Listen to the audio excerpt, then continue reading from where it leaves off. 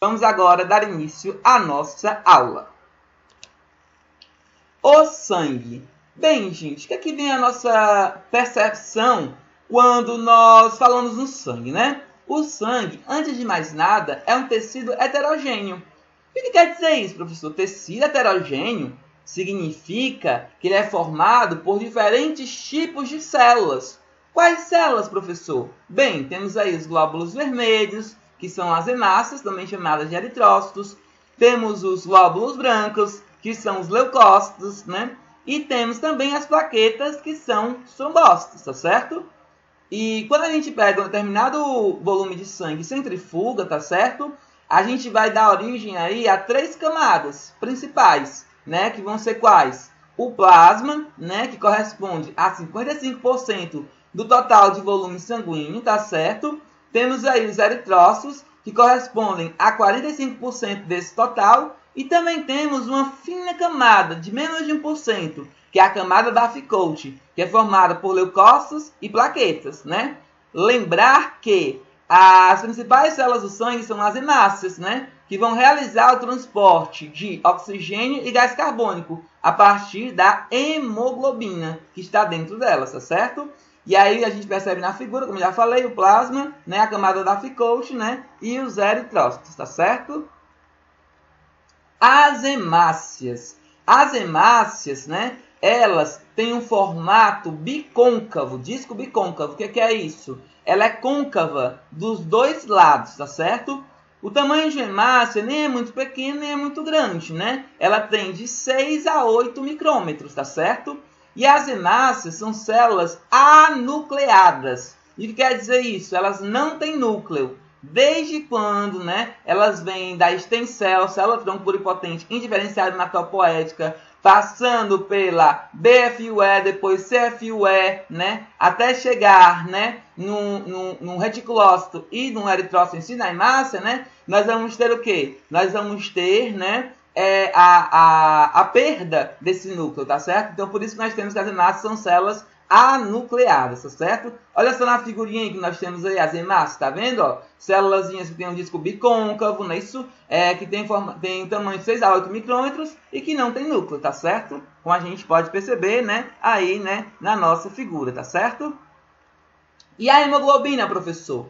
A hemoglobina é uma proteína, né? Uma proteína quaternária. Mas por que quaternária, professor? Porque ela é formada por 4 cadeias de globina, 2 alfa e 2 beta, as quais se ligam, né, ao gás carbônico, né? Já também nós temos a cada cadeia de globina dessa 4 grupamentos M, né? 4 grupamentos M, um em cada cadeia de globina.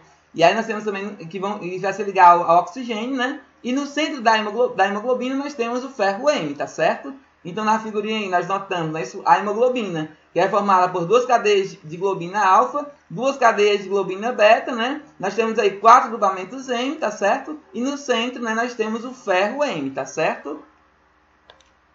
Elementos figurados do sangue, né? Isso. Então, como elementos figurados, nós temos as células sanguíneas, né? Sejam elas as hemácias, sejam elas os leucócitos, sejam elas as plaquetas, né? Isso. As hemácias têm como função o transporte não só de oxigênio, mas também de gás carbônico, né, pelo sangue, tá certo?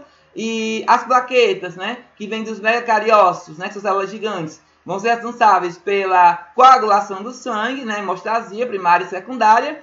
E os leucócitos, né, eles são os glóbulos brancos que vão ser responsáveis pela defesa imunológica, né, ou imunitária, né, do organismo, tá certo? Lembrar que os leucócitos podem ser de 2 tipos, granulócitos ou agranulócitos, né? Os granulócitos, né, eles têm grânulos, como os eosinófilos, que têm grânulos alaranjados, os basófilos, que têm grânulos azulofílicos, mais azulzinhos, e os neutrófilos, que têm os grânulos mais rosáceos, tá certo? E os agranulócitos, professor? Os agranulócitos são os linfócitos e os monócitos, né? Os linfócitos podem ser os linfócitos T, né? Citotóxicos, que é CD8+, ou auxiliar, que é o helper, né? Que é CD4+, e o linfócito B, que se diferencia em plasmócitos, produz imunoglobulinas, que são os anticorpos, tá certo? Que podem ser, por sua vez, IgA, IgD, IgE, IgG e IgM, tá certo? Que a gente vai falar a posteriori, tá certo? Tipos de leucócitos. Como eu já comentei, né, os leucócitos podem ser granulócitos ou agranulócitos, né? Os granulócitos, nós temos aí os neutrófilos, os basófilos e os eosinófilos. Os neutrófilos têm grânulos mais rosáceos, os basófilos são mais azulofílicos, são mais azulzinhos, e os eosinófilos têm grânulos alaranjados, tá certo? No citoplasma.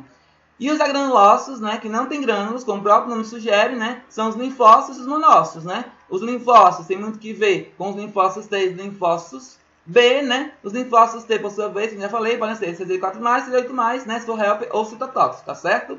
Sempre lembrar também, quando a gente fala de alguma infecção bacteriana, muito ela está associada aos neutrófilos, né? Infecção parasitária, né?